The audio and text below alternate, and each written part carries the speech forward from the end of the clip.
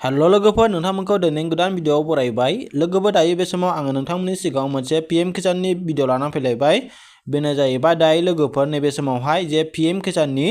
19थि किस्ति बा 19 इनस्टलमेन्टनि जे फैसा सोनायनि सम बा डेट बा टाइम बे जानानै फैबाय दै। जोङो नायोब्ला जों नुयो नैबेवहाय गोजौआवहाय बेयाव रेड कालारजों लिरनाय दं नैबेवहाय जे नैबेवहाय पीएम किसान योजना अन 5 अक्ट'बर 2024 जोङो मिथिखागौ जे पीएम किसाननि 2000 रांखौहाय 4 बा 4 मान्थ जेनेबा आफ्टार 4 मान्थ जेनेबा मास मोनब्रैजों खेबसे सोयो नालाय। दायो जोङो बेखौहाय नायोब्ला जोङो मोनथिनो मोनो बेवहाय जेनेबा बे 2024 नि 1 तारिख अक्ट'बराव सोदोंमोन नालाय जोङो अक्ट'बरनिफ्राय जोङो सानोबा जों मिथिनो मोनो दासिमावहाय जेनेबा अक्ट'बर नभेम्बर डिसेम्बर जानुवारि दायो नै फेब्रुवारि जोबोबा मास मोनबासो जाहैलाय लांनोसै आरो। बेनिखायनो दानो पीएम किसाननि सोनायनि रां 2000 रां सोनायनि जे सम बा डेट टाइम जाबायमोन आरो लोगोफोर। आरो दाख्लि जे निउस मिडियायावहाय सार्कुलार जानाय जे सेन्ट्रेलनि जे एग्रिकालचार मिनिस्टार बिथाङा जे 24 फेब्रुवारियावहाय जे पीएम किसाननि 2000 रांखौ बा 19थि बा 19 इनस्टलमेन्टखौहाय फेब्रुवारिनि 24 तारिख बा 24 आवहाय रिलिज खालामगोन होननानैहाय बिथाङा निउस मिडियानि थ्रुयैहाय सार्कुलेट खालामदों बा फोसावनानै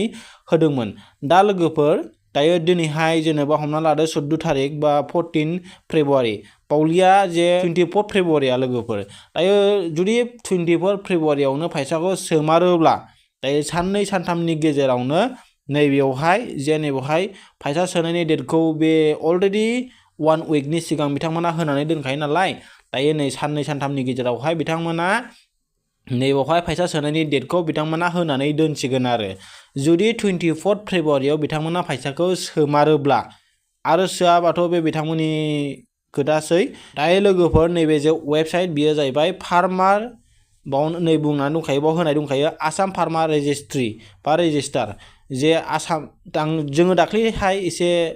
बिदिनो सप्तासे बा सप्तानैनि सिगांहाय जोङो गुबुन स्टेटनिखौल' जानाय नुदोंमोन आसामनिखौ जानायखौ जोङो नुवाखैमोन। दायो लोगोफोर नाथाय बे समावहाय आसामनियाबो जाबाय दै एक्टिभ जाबाय फार्मार जे रेजिस्टार बा आइडि खालामनायनि जे वेबसाइट बियो खुलिबाय आरो एक्टिभ जाबाय। दायो आसामनियाबो गासैबो जायफ्रानाखि पीएम किसाननि रां मोनो साफ्रोमबो नैबे फार्मार रेजिस्टार बा फार्मार आइडिखौ खालामनानै लानांसिगोन दै। नङाबा नोंथांमोननि जे पीएम किसाननि 2000 राङै मोनबाय थानाय बेखौहाय केन्सेल खालामगोन बा दाननानै होनाय जासिगोन आरो बे सरकारनिफ्राय। बेनिखायनो नोंथांमोना खालामनानै लाबानो जाबाय लोगोफोर।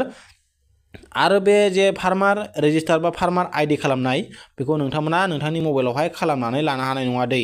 मानो होनना बुङोबा बेवहाय आइडि खालामनांगौ जायो नालाय आरो बे आइडिखौ नोंथांमोना नोंथांनि मबाइलजोंहाय खालामनो हानाय नङा बा आंबो खालामनो हानाय नङा आरो।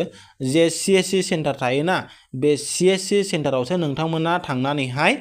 बेखौहाय खालामनांगोन। मानो होननानै बुङोबा CSC सेन्टारावहाय मोनसे बिसिना CSC नि मोनसे जे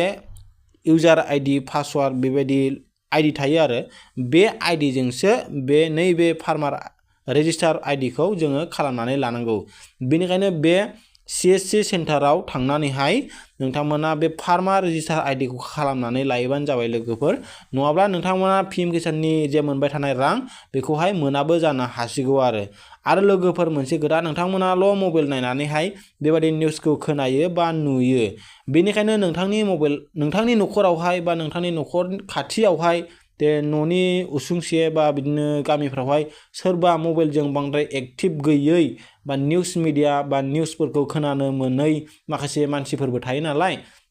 बैफोर मानसिनोबो नोंथांमोना खोन्थाबानो जाबाय जेन' बिथांमोनाबो बे फार्मार रेजिस्टार आइडिखौ खालामनानै लायो आरो बिथांमोना जेन' जे 2000 रां मोननाय पीएम किसाननिफ्राय जेन' बिनिफ्राय बिथांमोना दानजाया आरो बिथांमोनाबो जेन' मोननो हाबाय थायो। बेनिखायनो नोंथांमोना खोन्थाबानो जाबाय आरो बे भिडिअखौ नोंथांमोना हागौमानि शेयार खालामनानै होबानो जाबाय जेन' बयबो मिथिनो हानाय बादि।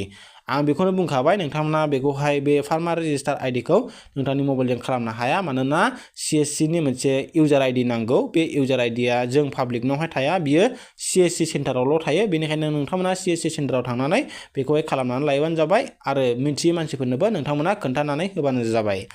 फैसा सोनायनि डेटआथ' जाबायमोन नालाय जेनेबा फैसाखौ 24 फेब्रुवारियाव सोमारोबा दायो साननै बा सानथामनि गेजेरावनो बिथांमोना नैबावहाय फैसा सोनायनि डेटखौ बिथांमोना होनानै दोनसिगोन मानो होननानै बुङोब्ला फैसा सोनायनि डेट बा टाइम बेयो अलरेडि 4 मान्थ जाखाबाय दायो मास मोनबा बा 5 मान्थ्सआनो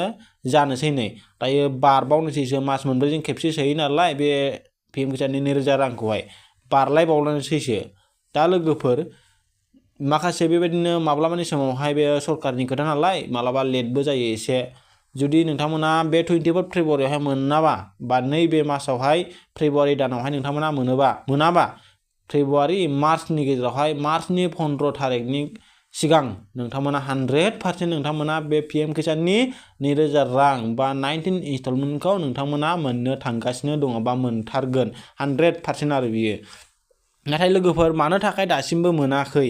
जे 4 मास जालायलांबाय बा बारबावनोसैसो नाथाय दासिमबो मानो मोनाखै बे मोनैनि खारनबो गोबांथार दङ दाखालि जे निउस मिडियायावहाय सार्कुलेट जानाय जेनेबा गोबांथार इन्डियानावहाय बा आसामावनो जा जिकुनु स्टेटआवहाय जेनेबा फेक फार्मार नंखाय आबादारि जानानैहाय गोबांथार रां जानाय रेपर्ट बेखौहाय मोननो हादों बेनिखायनो बिथांमोना जानो हागौ जे दानि 19 इनस्टलमेन्टनि फैसा सोनाय बेखौ लेट खालामदों आरो बे दानि जे फार्मार रेजिस्टार आईडी खालामनांगौ होननानै बुंदोंना आङो बेनो जाहैबाय दाखालि जे रेपर्टआव मोननाय बायदि नंखाय आबादारि आरो सोर नंगुबै आबादारि बेखौ चेक खालामनोनो नैबे फार्मार रेजिस्टार आईडीखौ साफ्रोमबो PM किसाननि 2000 रां जाग्रा बयबो खालामनांसिगौ होननानै बुंदों बे फार्मार रेजिस्टार आईडीजोंनो बिथांमोना चेक खालामगोन सोर नंगौ आबादारि बा सोर नंखाय आबादारि बेनिखायनो नोंथांमोना बे फार्मार रेजिस्टार आईडीखौ खालामनानै लाबानो जाबाय बेवहाय हानि लेखा नांगोन बा लेन्ड हल्डिं नांगोन बेवहाय हानि नाम्बारखौ नोंथांमोना होनांगोन बे फार्मार रेजिस्टार आईडी खालामनायाव बेखौ नोंथांमोना लानानै बे CSC सेन्टाराव बे फार्मार रेजिस्टार आईडीखौ खालामनानै लाबानो जाबाय लोगोफोर आरो सोरबा दासिमबो नोंथांमोननि गेजेरावहाय जे PM किसाननि स्टेटासा माबायदि जानानै दं बेखौ चेक खालामाखैबा दानो नोंथांमोना नैबे नो योर स्टेटासाव क्लिक खालामनानै चेक खालामदो आरो KYC होनांगौ दङबा नोंथांमोना KYC होनानै लाबानो जाबाय नोंथांनि OTP थ्रु आरो नङाबा CSC सेन्टाराव थांनानै नोंथांमोना बेखौबो KYC होनानै लाबानो जाबाय लोगोफोर बेनिफ्राय लोगोफोर दिनैनि भिडिअआ एसेखिनियानोसै बेनिफ्राय साननै सानथामनि गेजेराव जुदि बेवहाय PM किसाननि जे 19 इनस्टलमेन्टनि फैसा सोनायनि डेटखौ जुदि बिथांमोना बेवहाय आपडेट खालामनानै होयोबा नोंथांमोननि सिगाङाव आङो भिडिअनि गेजेरजों लानानै फैगोन लोगोफोर बेनिखायनो नोंथांमोना चेनेलाव एक्टिभ जानानै थाबानो जाबाय आरो लोगोफोर बे भिडिअखौ मोजां मोनोबा लाइक खालामदो आरो हागौमानि नोंथांनि लोगोफोरनो शेयार खालामना होबानो जाबाय अब्ला लोगोफोर दिनैनि भिडिअआ एसेखिनियानो नेक्स्ट भिडिअआव लोगो मोनगोन